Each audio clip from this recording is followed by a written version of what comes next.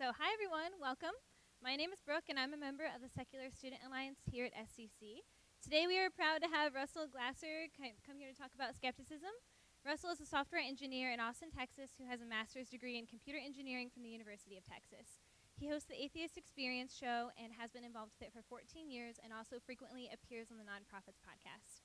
We're so excited to have him here and to have all of you here, so enjoy.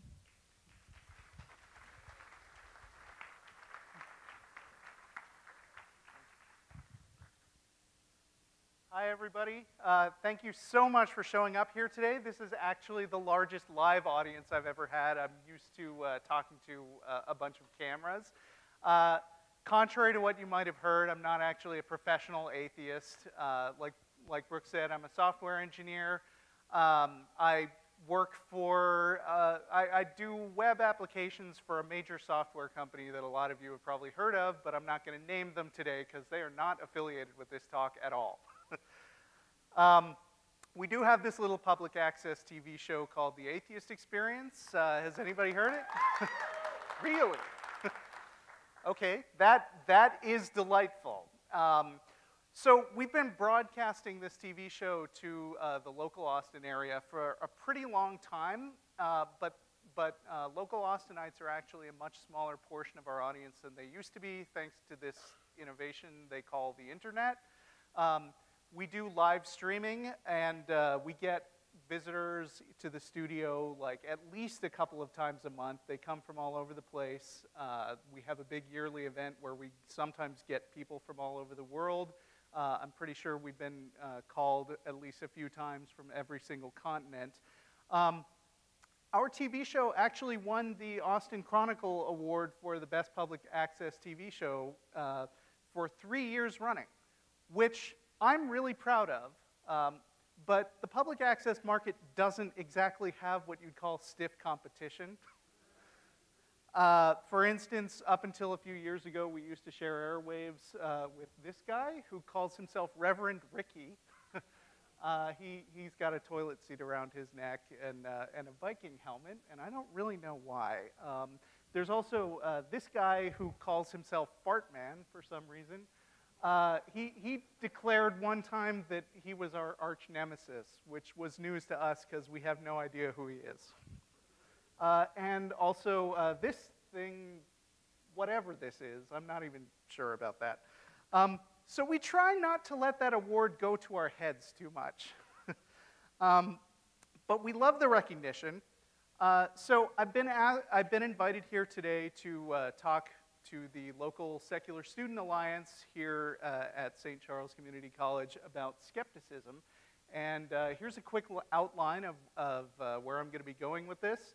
I have some amazing news to share with you to start with. Second, I'm going to be talking about some of the PR problems that skeptics face in modern society. I'm going to be talking about why skepticism is healthy and should be applied in everybody's lives, regardless of what perspective you're coming from. Then, fourth, I'm going to talk about religion, and I don't know the composition of the audience today, but I might be ruffling a few feathers. Fifth, I'm going to be talking about the unique challenges of evaluating true and false information with the advent of this internet thing. Sixth, I'm going to be talking about how you can apply skepticism in your everyday life. And seventh, I'm going to talk about the challenges of building up groups like the Secular Student Alliance. And I expect all this to take about 45 minutes to an hour. And then we've got the room until 8:30, so there should be a whole lot of time for people to ask me questions, which is really the fun part. So, I'm sorry, I'm getting ahead of myself. So, like I said, I've got some amazing news to share. I'm really excited to be talking to you about it today because I got this information which is so incredible that I'm sure it's about to change my life for the better, and I couldn't wait to share it with all of you. See, I received this email, and here's what it says. Request for urgent business relationship. Dear Mr. Glasser, First, I must solicit your strictest confidence in this transaction. This is, by virtue of its nature, as being utterly confidential and top secret. See, I'm so important that total strangers will write to me about top secret business transactions. So it goes on. We are top official of the federal government contract review panel who are interested in importation of goods into our country with funds which are presently trapped in Nigeria. I have been delegated as a matter of trust by my colleagues of the panel to look for an overseas partner into whose account we would transfer the sum of $21,320,000 US dollars. Hence, we are writing you this letter. So anyway, blah, blah, blah. It goes on for a while, but laying out the terms of the deal. But the short version is I'm going to get 70% of that money. And all of you are going to be stuck here getting educated to earn a living so while I go off and retire on an island somewhere. Isn't that great? Okay, so some of you might be thinking that this might not actually be true. This letter I'm showing you is an example of a 419 scam, which is also known as advance fee fraud. In the early to mid-2000s, I was getting a whole lot of emails just like this one. It wasn't always a business opportunity. Sometimes it was a lottery that I somehow didn't remember entering. Or it turned out, a few times, that I was the long-lost relative of a foreign prince who was looking for a way to get his funds out of the country while he was in political trouble. But anyway, what always happened is I was promised this huge fortune as long as I could just supply a small advance fee. Maybe a few $1,000s, but you know, who could pass up the opportunity to make millions of dollars? They're called 419 scams because they were, at that time, especially common in Nigeria, and so much that they had their own criminal code. 419 indicated theft under false pretenses. And you might be asking yourself, quite reasonably, what kind of idiot would fall for this sort of thing? The answer might surprise you. In 2007, ABC News ran a report on Nigerian scams, and they came to the conclusion that Americans were losing $100 million a year to this neat trick. In some cases, the victims actually, after they lost an initial amount of money, they would keep exchanging emails with the scammers and sending more money to chase after the original money. Some of them even wound up physically chasing down their money, and that didn't always have nice results. Like in 2004, a 29-year-old Greek millionaire named George Makranali was lured into the South African city of Durban, where he was murdered. So, being gullible is a problem that affects everybody. And if you think that you're not capable of falling for something, that is exactly the time when you're going to be the most vulnerable. The world is full of people trying to take advantage of you in some way, and it doesn't even have to be a life or death situation. Anytime there's a motivation for significant personal gain, there's always going to be a lot of people who are willing to delude themselves or lie to others in order to rake in a profit. And thinking about this, you would think that it's just common sense to be skeptical of new information that comes your way, but you'd be surprised at how many people are very adamantly speaking out against skepticism in general, just opposing the idea that you should be critical. Deepak Chopra. He's a New Age guru who promotes alternative medicine and tells people that you can directly manipulate the nature of reality using only the power of your mind. And Deepak said, I've debated skeptics, and I am amazed that they mistake self-righteousness for happiness. A sort of bitter satisfaction is what they reap. No skeptic, to my knowledge, ever made a major scientific discovery or advanced the welfare of others. Typically, they sit by the side of the road with a sign that reads, "You're wrong," so that every passerby, whether an Einstein, Gandhi, Newton, or Darwin can gain the benefit of their illuminated skepticism.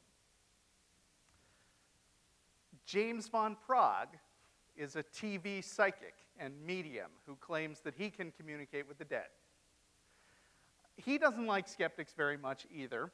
He writes, "For years now, I and fellow contemporaries have been the target for those self-entitled skeptics who love to yield their self-inflated opinions about our work and have relegated their personal opinions by labeling us as woo-woos and New Age gurus.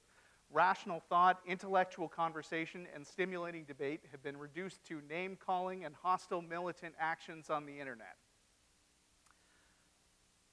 I'm not actually surprised that people like Chopra and von Prague don't like skeptics very much, because after all, their whole business model actually depends on people just believing them.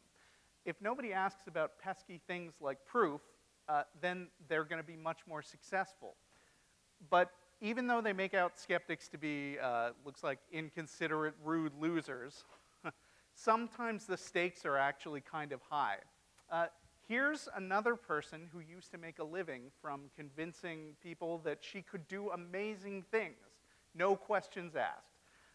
Sylvia Browne was a celebrity psychic who claimed that she could tell people their future and talk to the dead, and she specialized in taking advantage of people who were at their most vulnerable. In 2003, a 16-year-old girl named Amanda Berry went missing from her home in Cleveland, Ohio. So, desperate to find out where Amanda had gone, her mother, Luana Miller, appeared with Sylvia Browne on the Montel Williams show. And Sylvia Browne said, "Oh, I hate it when they're in the water. She's not alive, honey." And then Miller asked her, "So you don't think I'll ever see her again?" And Browne replied, "Yeah, in heaven on the other side. I'm sorry."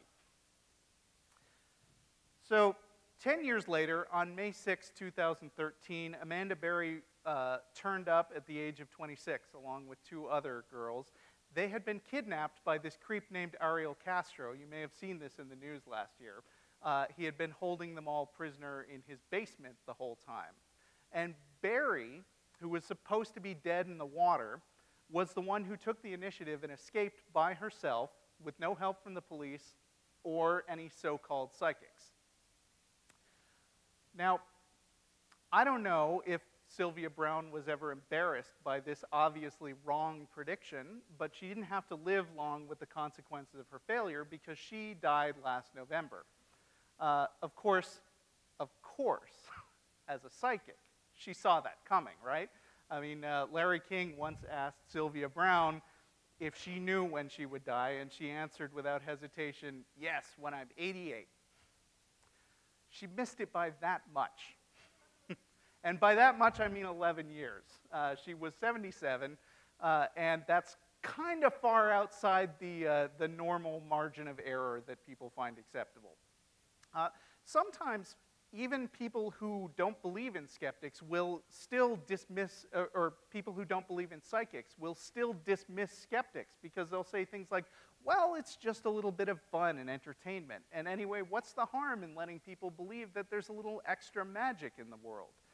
A little mystery. Unfortunately, there are a lot of people like Sylvia Browne who use people's fears to rake in their money. And occasionally, although not that often, but it will happen that well-meaning police departments will actually pay psychics to solve crimes that they actually have no idea about. And every year, so-called psychics will make a whole bunch of daring new predictions in public forums for the coming year. So tabloids, newspapers, talk shows will all host people like Sylvia Browne and a bunch of other psychics.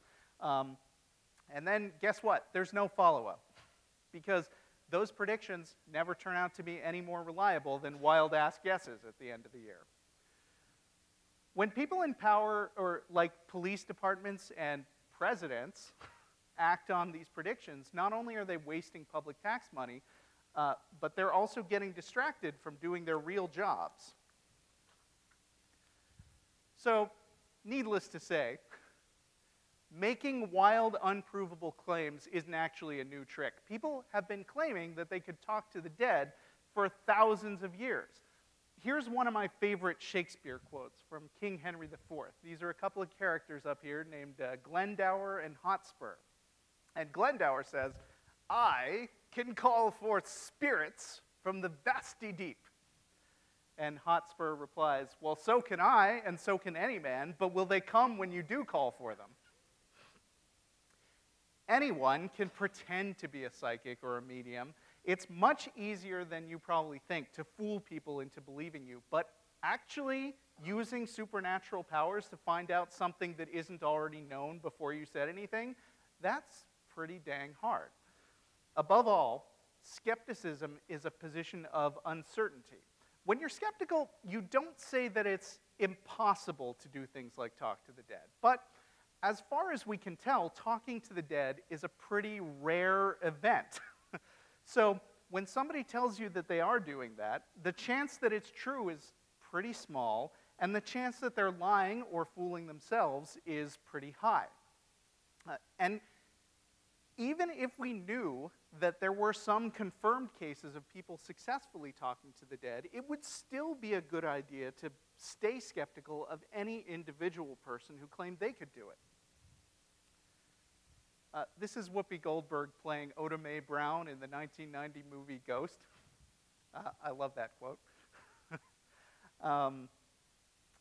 So she plays a con woman who is pretending to talk to the dead at first. When we first see her, she's holding fake seances and taking in a lot of money from people. And then Patrick Swayze shows up as a ghost. Oh, that's a spoiler, sorry. And she is caught completely by surprise. In fact, she refuses to believe that he's really a ghost talking to her because she's so used to lying to people that she says, "Well, I never had the gift." And that just goes to show, we might actually be living in a world where there are spirits all around us. But even then, there would still be frauds and hucksters who are looking to take advantage of you, maybe even more than there are real people who are successfully talking to the dead. Or they could be talking to the dead for real, but they could still lie about what they were hearing, because how would you know? I know for an absolute fact that I can't communicate with the dead, and I'm pretty sure most of you have also come to the same conclusion. Maybe some of you have tried. And so when somebody comes to me and tells me, "Hey, your grandmother got in touch with me, and she said a lot of stuff that I will tell you all about if you just pay me $100. I'm generally more willing to conclude that they're trying to get my money than that they actually have this special connection. If you do want to talk to the dead, all you really have to do is spout a whole bunch of platitudes that would be true for most people, and also you can fish for information to say things that sound really specific while not actually, while it's actually just basic reading of human emotions. There's something that psychologists refer to as confirmation bias. That means that if you go into any situation expecting something to be true, then you'll tend to count the hits and ignore the misses. In other words, if someone wants to believe that you have powers, then they'll interpret everything that they see as evidence for it.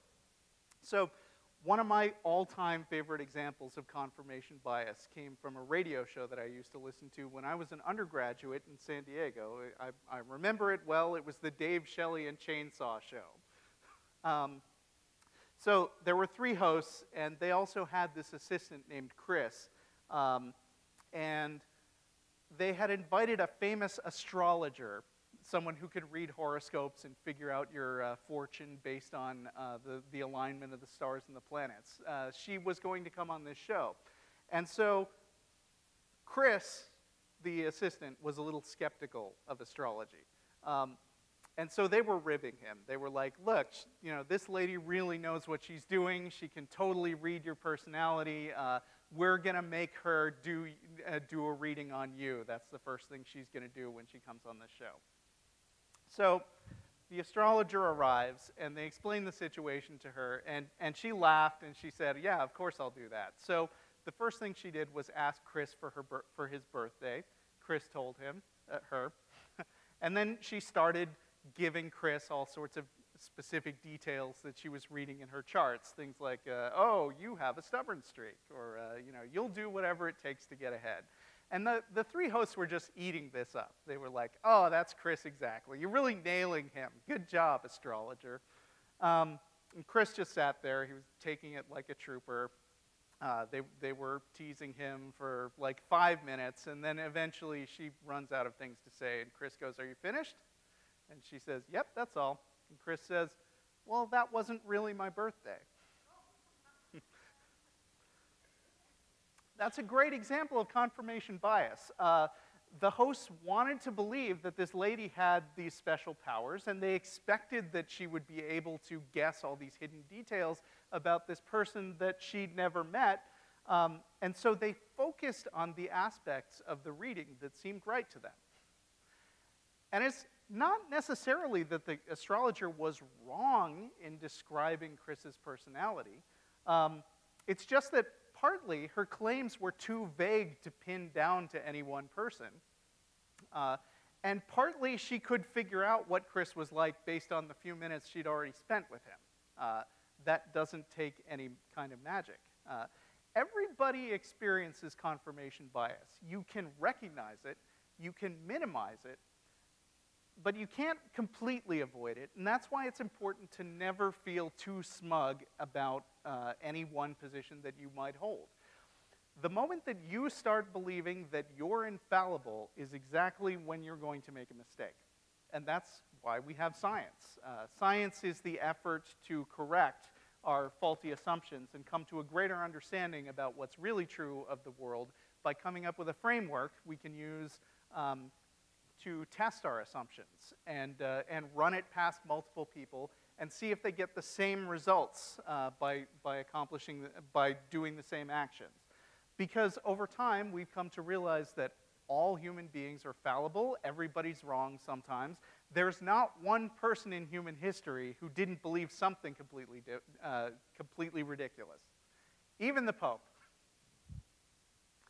And that reminds me, I'm already halfway through this talk for the Secular Student Alliance, and I haven't really gotten to religion yet. Now, we got a big audience here tonight. I'm betting you're not all atheists. Do we have many Christians here tonight?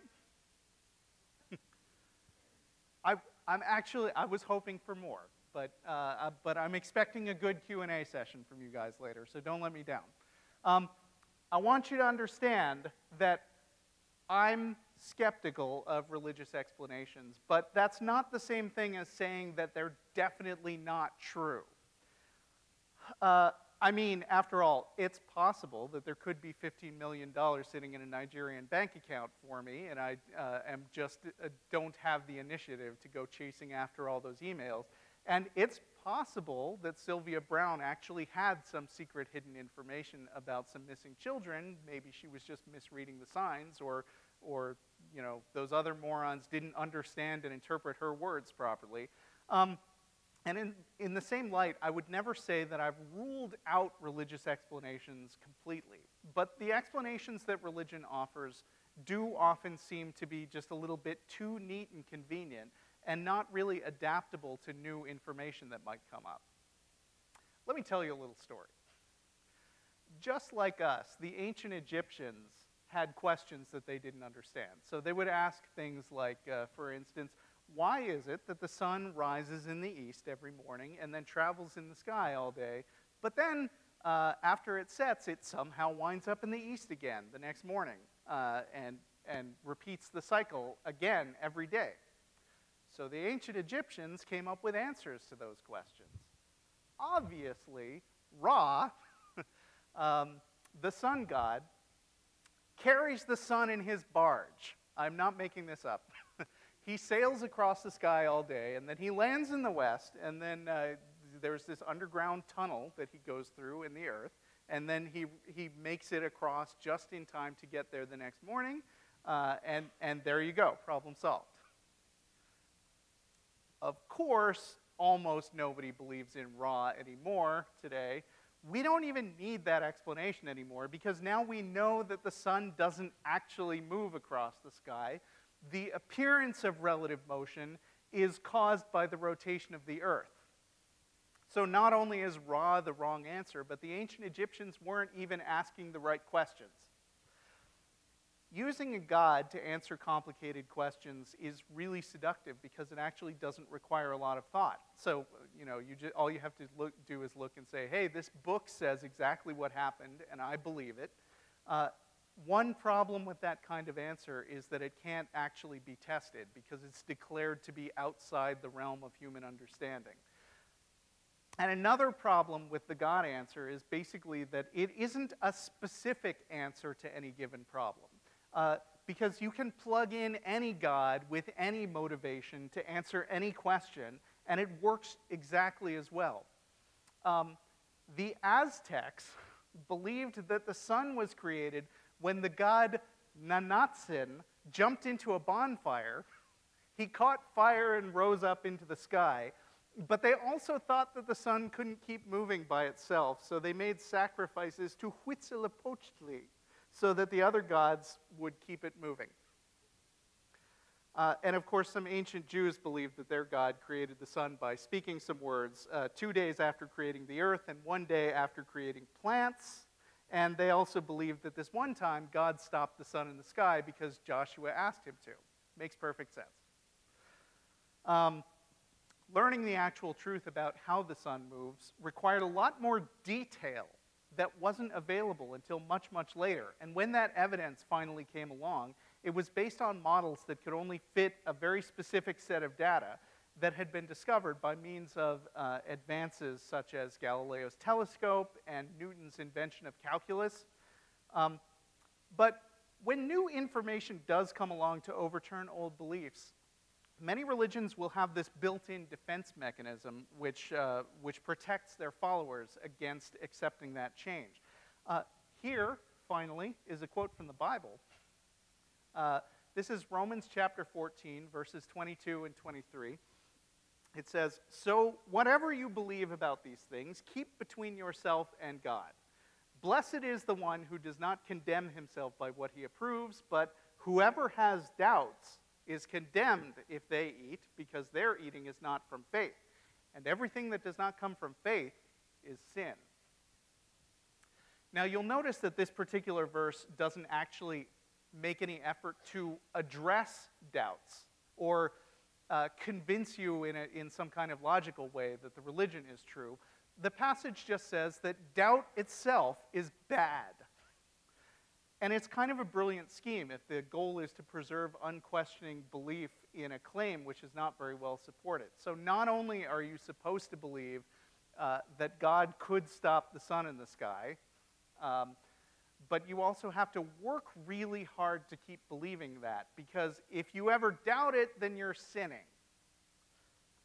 My friends who went to Catholic school have assured me that this kind of warning is taken very seriously.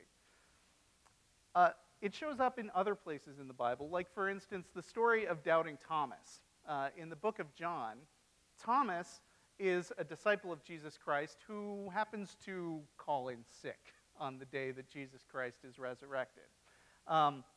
So Thomas knows that Jesus was just executed, and so he's reluctant to believe that Jesus could somehow be walking around again.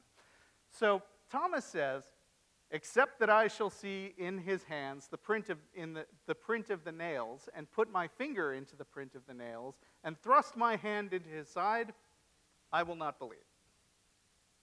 Well, then the reborn Jesus shows up in the story, and he waves his various wounds in Thomas's face, as Thomas requested, and Thomas is convinced by this clear physical evidence. But then Jesus takes a minute to scold Thomas a bit. He says, "Thomas, because thou hast seen me, thou hast believed. But blessed are they who have not seen and yet have believed." So the character in the story gets the evidence, but you, reading the Bible 2,000 years later, are expected to just believe the whole story, including the characters and the evidence that was written about in the story, without getting any of that evidence yourself. Now, I find that really interesting because it's very similar to the way that Deepak Chopra and James von Praagh a while ago were denouncing skeptics for being angry losers. The same principle is at work here. Skepticism is dangerous to ideas that rely on faith. If you start asking too many questions, the problem is the story might not hold up against them. Let's see. So, to discover a solid truth, you need careful investigation and analysis. Believing something because of blind trust takes no work at all. Mark Twain once said, "A lie can travel halfway around the world while the truth is still putting its shoes on." Urban legends and rumors are appealing to people. Claims that speak to our secret prejudices and confirm things that we want to be true spread very quickly and efficiently through gossip, and that's always been true. At any given time, there are thousands of things that everybody knows that are actually wrong. We live in an interesting time now, though. It's only since I was a computer science undergraduate that the internet stopped being this weird hobby for huge nerds and started being used by absolutely everyone everywhere to transmit information as fast as we can think about it. I mean, now we all carry magic boxes in our pockets that we can use to immediately tap into the largest repository of knowledge in human history. I think that's amazing. But a lot of that knowledge is lies. I mean, you all know that. If you have a set of beliefs about politics, you can choose to mostly read and listen to sources that you already agree with. And if you do that, you'll never have to find out if you happen to be wrong. If you're a creationist, you can read creationist websites and listen to creationist talk radio and encase yourself in this little bubble of filters that mostly guarantees that you'll only ever hear creationist points of view. And if that's not bad enough, we actually have websites, believe it or not, that lie to you on purpose, try to trick you. Like, check out this story. Harry Potter books spark rise in Satanism among children.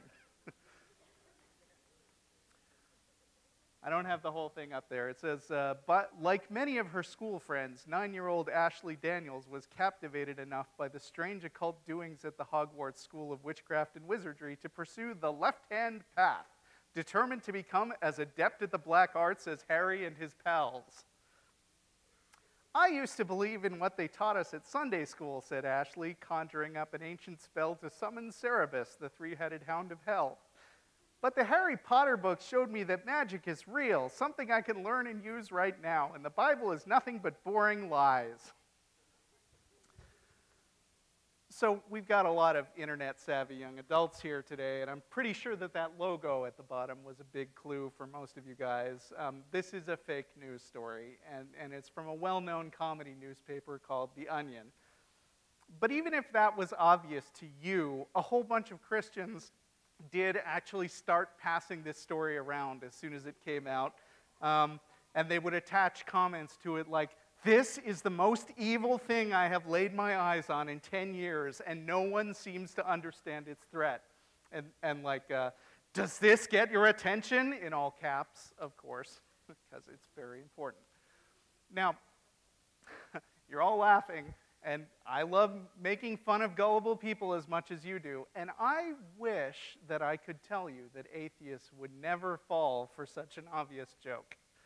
But I'm afraid that wouldn't be true, because it seems like every few months I get forwarded this thing here. Oh, look, here's grumpy old Mr. Gruff, the atheist goat. He says, "Bah, I don't believe in anything. I'm staying home on Sundays." And then down below, I don't know if you could read that, it says, if you find an atheist in your neighborhood, tell a parent or pastor right away. Avoid talking to them. Atheists are often very grumpy and bitter and will lash out at children, or they may even try to trick you into neglecting God's word. So all these atheists write into the email address for our TV show, and they say, "Can you believe the things that these Christians are saying about us?" They're not saying it. This is another joke website. ObjectiveMinistries.org was made by atheists pretending to be Christians. They were trying to make Christians look bad and get a laugh, but when you pass something off like that without investigating whether it's actually true, you're the one who looks bad. So obviously, on the one hand, the internet can make it a lot easier and more efficient to fool people. There are all these fake news sites pretending to give you real information, and fake opinion sites pretending to represent other people's point of view. But then again, on the other hand, the internet has provided this massive forum where people can discuss things they saw and get information that they might not otherwise have access to. So if you have the kind of grandparents who would forward you the Harry Potter Satanism story, and I bet some of you do, all you have to do is, for instance, take a quick check on Snopes.com. That's one of my favorite sites. Snopes will quickly let you know, let you and your grandparents know that, sorry, this story is intentionally fake. Snopes also has subsections for looking up and debunking scary urban legends you heard at summer camp, financial scams, conspiracy theories, political propaganda, stories about atheist professors who were allegedly humiliated by clever Christian students. That list just goes on. And actually, Snopes is just the tip of the iceberg, because for every person who makes up a story denying some critical aspect of science, there are concerned scientists somewhere on the internet who will publicly use blogs and websites to explain the real story from an informed point of view. Creationists young Earth creationists specifically used to tell this story where NASA scientists calculated that the moon must have billions of years of dust accumulated, and the moon landing would fail because the shuttle would sink into all the feet of moon dust. And then the shuttle didn't sink, so that must have proved that the universe is only 6,000 years old instead of billions.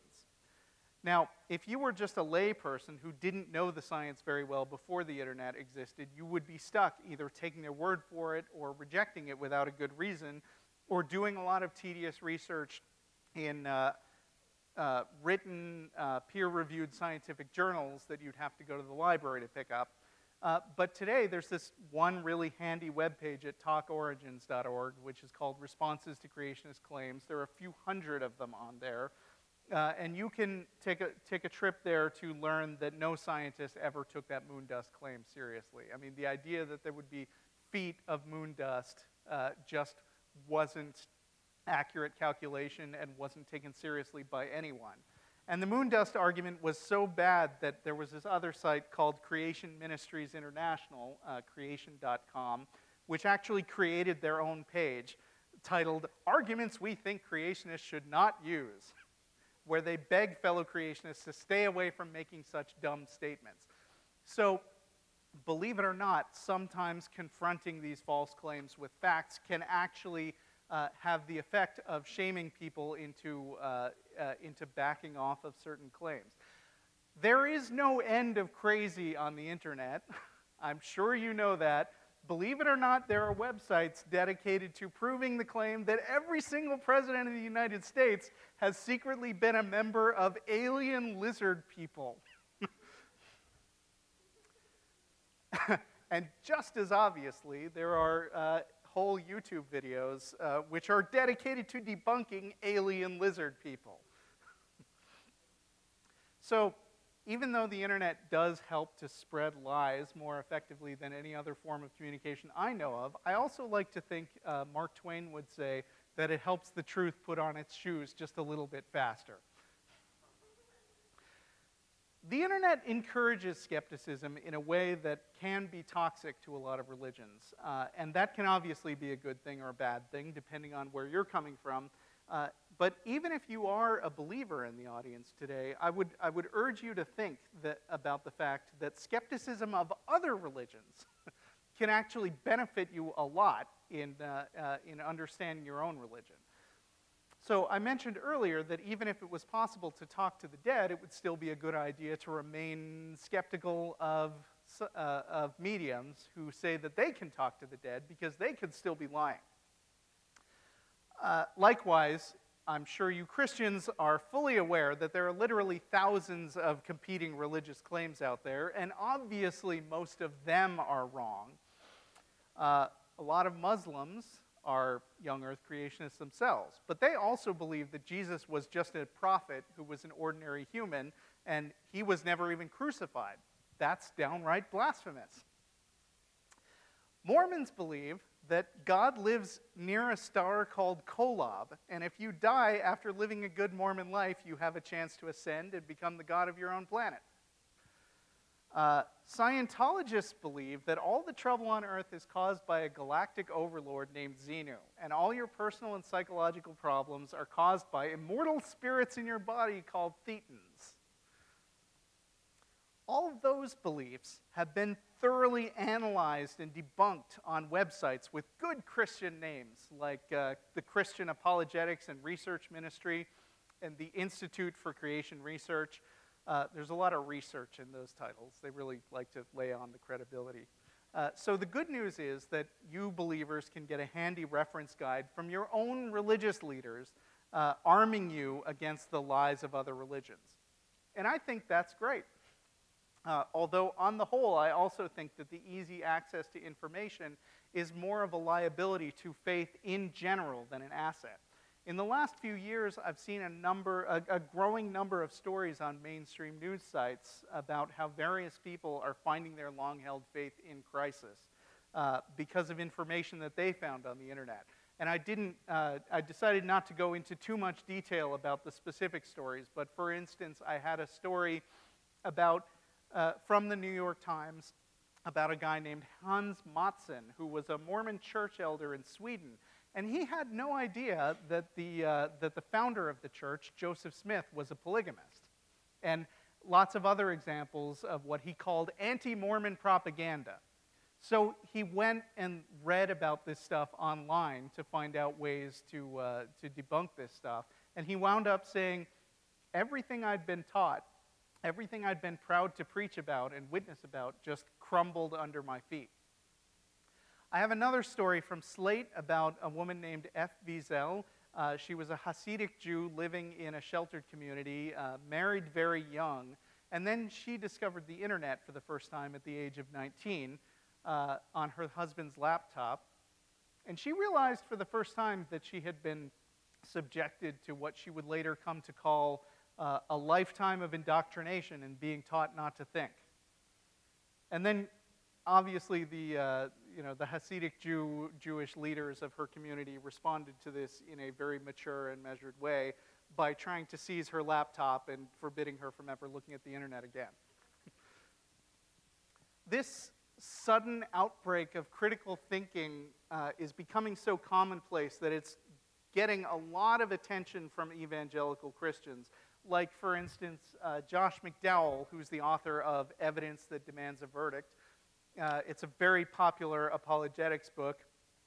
And Josh McDowell wrote in the Christian Post, "The internet has given atheists, agnostics, skeptics, the people who like to destroy everything that you and I believe, the almost equal access to your kids as your youth pastor and you have, whether you like it or not.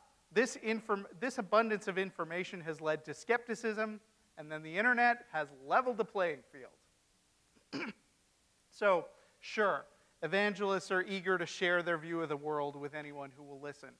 But on some level, shoring up the troops relies on maintaining ignorance, either intentionally or through secrecy, or by never having your views challenged at all, which is why that Hasidic Jewish woman they tried to forbid her internet access in the first place. All right, so moving on. I've pitched the value of skepticism for a lot of reasons. Being skeptical keeps you from being conned. It prevents wasting taxpayer money on bad ideas. It protects you from jumping to unwarranted conclusions. But in a time where there are all these people and websites and fake news sources that are trying to actively lie to you, how do you figure out what's true and what's not? For starters, I'd like to propose that everyone should make a little effort to apply the scientific method in their everyday interactions with the internet, with the information that they come across. As everybody knows here at St. Charles Community College, the scientific method looks a little something like this. You ask a question, you make a hypothesis, you predict the results of a test that will check out the prediction. You'll perform the test, and then you'll evaluate the results and see if your prediction was borne out or not. You can apply this in your everyday life by being in the habit of treating each new piece of information that you run into as a scientific question. When somebody tells you something, maybe about politics or science, the first thing that you should be asking yourself is this really true? And then, how do I know it's true? And you shouldn't believe something just because it sounds appealing to you and feel satisfied to stop there. You should go out of your way to find opposing viewpoints, and the internet makes it really easy, and understand other people's arguments so thoroughly that you could make those arguments yourself convincingly if you had to. It's only by having a really firm grasp of arguments you don't agree with that you can be really sure that you understand why your own arguments hold water. And that means that if you folks in the Secular Student Alliance want to be really good at talking about atheism, for instance, you guys should engage with your local Christian groups. You should also engage with Muslims and Jews and Scientologists. If you get Mormon missionaries and Jehovah's Witnesses at your door, invite them in, give them a drink, show them the internet. Seriously engage in what they're saying. If you've never been to church, go to church. Read books by well-known evangelists like Josh McDowell and understand the points that they're trying to make seriously. And if you're a Christian, maybe you should consider doing something like spending an evening while some atheist guy rants about skepticism. Oh, hey, you're here. Good job. If you're a political liberal, you might want to take some time to listen to Rush Limbaugh every once in a while, without filtering him through liberal websites that will tell you what to think about him. If you're a conservative, maybe take a minute to stop thinking that everyone else is out to destroy the country and read a left-wing blog and try to understand where they're coming from and what they actually say their motives are. When you do this, I'm not necessarily saying that you have to take the other side really seriously. You should just listen to them and think about what they're saying, evaluate the source, and come up with your best responses to everything they said. And you should make sure that you're responding to them fairly and not just putting words in their mouth based on things that they don't really believe. And you can test out your answers by using them against other people in person. You should see what people say about your answers, and if it turns out that your arguments don't work very well, then maybe you should abandon those arguments and use different ones instead. Learning to argue well is a very systematic process, and it goes hand in hand with gaining information that you don't have. I have to warn you, though, when you do this, sometimes you're going to encounter arguments that you just can't win. Sometimes you're going to try your hardest to defend a position that you believe very strongly, and you won't be able to answer the opposing viewpoint. And then you'll go and research that argument, and you won't find any good counter-arguments anywhere. And it turns out this position you oppose is airtight. When that happens, you shouldn't feel sad, you should celebrate. Because it means that you used to believe something that was wrong, and now you've just found out, and you can move to a position that's right and change your mind, which is one of the greatest things you can ever do. The process of making your opponent's arguments for them does actually have direct parallels in the modern scientific process, because most of the time, when a science paper deals with a hypothesis that most people would find unusual or difficult to accept, the paper will go out of their way to make those arguments, to lay out the potential objections to the hypothesis, and then respond to them before anybody else makes them. And even more importantly, science papers will go through a process known as peer review, where other scientists in the same field will try their hardest to find flaws in the paper, and then they'll be working hard to reject that paper if the flaws can't be addressed. So putting your own ideas up for peer review isn't just a nuisance, it's actually a really good idea that will make your positions that much stronger. Now, with all that in mind, I want to say a few words about social awareness. Let's see. Yeah, we're almost at the end. Managing a group like the Secular Student Alliance is a really big challenge. The Campus Crusade for Christ is a massive organization that represents one of the biggest religions in the world. To many Christians, participating in a group like that can supposedly influence whether you're going to wind up with eternal happiness or not. So the stakes are pretty high. And for clubs that promote skepticism and secularism, the rewards are a lot more abstract. Like, I want to believe as many true things and as few false things as possible. And I think the world would be a better place if everybody would follow this principle. And skepticism, I think, is one of the best ways to achieve that goal. But secular groups do come and go. And one of the biggest risks that they can run is that they wind up with a small number of core members who are just talking to people with the same perspectives and experiences that they have. Also, to be blunt, a lot of atheist speakers look a lot like me, which is to say middle-class white guys. Practicing skepticism is a good life skill for everyone to have, and that's why as years go by, secular groups becoming more and more mainstream in schools like St. Charles Community College. I would really love to see, this is a great crowd, I would love to see even bigger and more diverse crowds and a broader range of speakers, because there's a wealth of people who come from different walks of life who also talk about atheism. There are women and members of ethnic minorities, gay atheists and transgender atheists. A lot of atheists come from non-Western backgrounds, people who used to be Muslim or Hindu, for instance. And I would love to see more of those people in this auditorium in the future. I have a small list of suggestions. There are people like Greta Christina, Hina Dadaboy, David Tamayo, Jamila Bey, Hemant Mehta, Rebecca Hensler, and Debbie Goddard. The list of great speakers who are non-white and non-male is enormous. And this is really important because bringing in diverse speakers means bringing in a more diverse membership. And the more members you have, the more different perspectives you're going to hear. A few minutes ago, I was telling you you should listen to religious fundamentalists and make sure you cover all your bases that way. So surely you can take even more time to listen to the unique experiences of skeptics who are coming from an environment that's different from the one you grew up in. You know, a few times during this talk, I've given unfavorable quotes that I really disagree with from various people.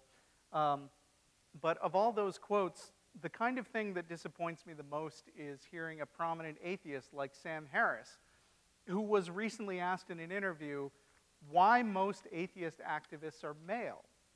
And he replied, "People just don't like to have their ideas criticized, and there's something about that critical posture that is to some degree intrinsically male and more attractive to guys than to women. Atheism doesn't have this nurturing, coherence-building, extra estrogen vibe that you would want by default if you wanted to attract as many women as men." That is incredibly frustrating to me because I have personally seen a lot of intelligent and enthusiastic women get sneered at and dismissed using flimsy justifications just like that one. Women who use the same arguments as men are sometimes told that they're too emotional to engage in serious discussion. Sometimes an entrenched majority might think that they're being skeptical when really they're either dismissing or shouting down valid points that are being voiced by people from other backgrounds. And when new members run into this, often they'll just wind up concluding that their input really isn't welcome, and they'll decide to be active in some other group instead. And then sometime later, the remaining members will look around and say, hey, we're all just a bunch of middle-class white males still, so I guess that proves that women and minorities don't do the logic thing as well as we do. Skeptics ought to be smarter than that. Skepticism isn't fostered in an intellectual echo chamber. People's personal interactions are all voluntary. Joining groups are voluntary. I don't know about you, but I don't like spending time with people who are more interested in patting themselves on the back than listening to other people. So there's a certain amount of social intelligence that needs to be present along with the pure math and science that is normally associated with skepticism. Because communication and mutual support for each other is one of the things that helps people to accomplish big projects in the world. So we should go out of our way to seek involvement from a lot of different kinds of people, and that should actually be a primary goal of skeptical activists right now. Anyway, scolding over.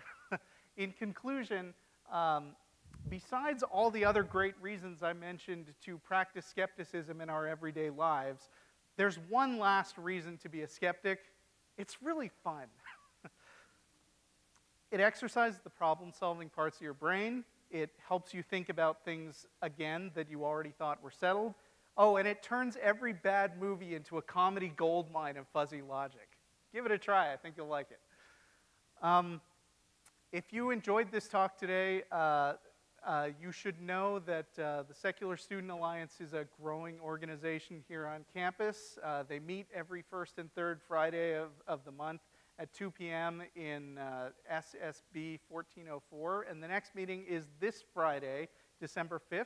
And if you would like more information, Justin Rusno and Emma Srance, or Brianna Srance, I'm sorry. That was your middle name. Yeah. Are right here in the front row, and you should talk to them about it.